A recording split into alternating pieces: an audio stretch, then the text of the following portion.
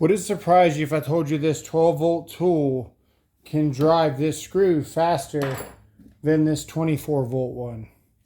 Well, it's pretty simple because it's not impacting, so we should get just a straight drive through. So what we're going to do, this is low speed, here's high speed, and we're going to drive this 6-inch specs. So there's no impacting, nothing to slow it down. Drove the screw fairly efficiently. If I put an 18-volt on here, it's going to go that much faster.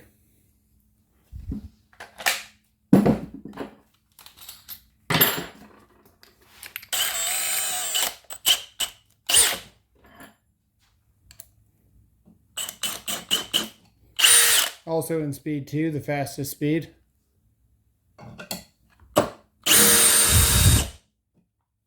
There you go, no impacting. But what if we took this impact that's double the voltage of the 12-volt, a little bit heavier,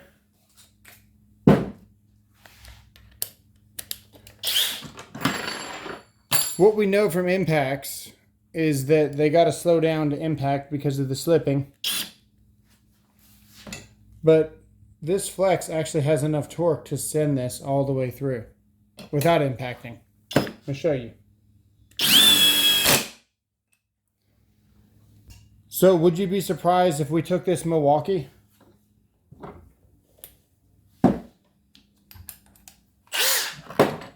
the Milwaukee was actually slower? Because there's not as much torque in this as the flex. You see where it has to impact almost immediately. And I'll do it again. We'll put it right next to this other hole. It still has to impact. I'll even put it in the same hole and it's probably still going to impact. So there you go. The flex is just better built for repetition. And the whole thing that's going around on the internet right now is that a drill is better for driving fasteners. And while I do agree with that, when you have a tool here that can drive a 6-inch Torx head,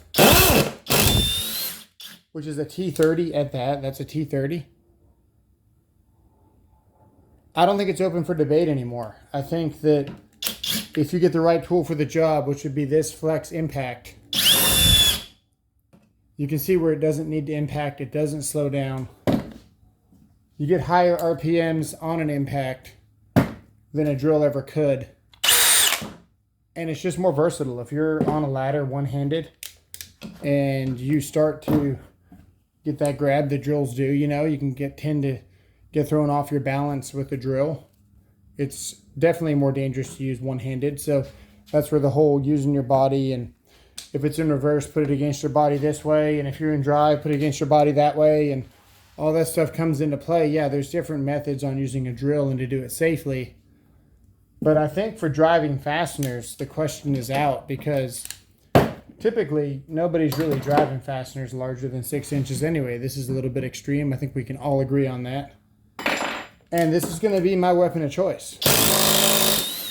This flex impact with a 3.5 is actually lighter than this Milwaukee drill. Not by much. Definitely got a better weight ratio, center of gravity going for it. And even when you do hit a hard piece of wood, it still doesn't impact near as much as the Milwaukee does. And you can see it starts to impact maybe an inch before. Whereas we just showed you the Milwaukee, you can drive it in the same hole. And I think it will impact. Let's see. Not quite on this one. Let's go over here. Yeah, it just starts impacting way sooner. So something to think about. So let me know in the comments below, what was your thoughts? What was the expectation you were expecting? Did you think that the Milwaukee was going to be faster than the Flex? Did you think that this 12 volt was going to drive faster than the 18 volt Milwaukee?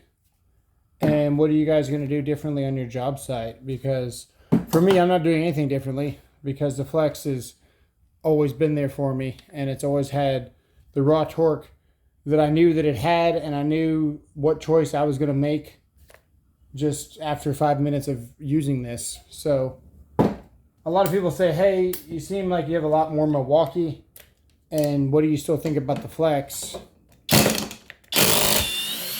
What I think about Flex is that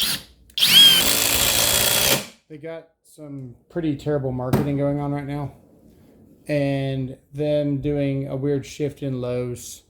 They got an Amazon store out now, and they just needed more of a presence. But these tools are fantastic, and I don't have any complaints about them, and I'd do it again. So there you go.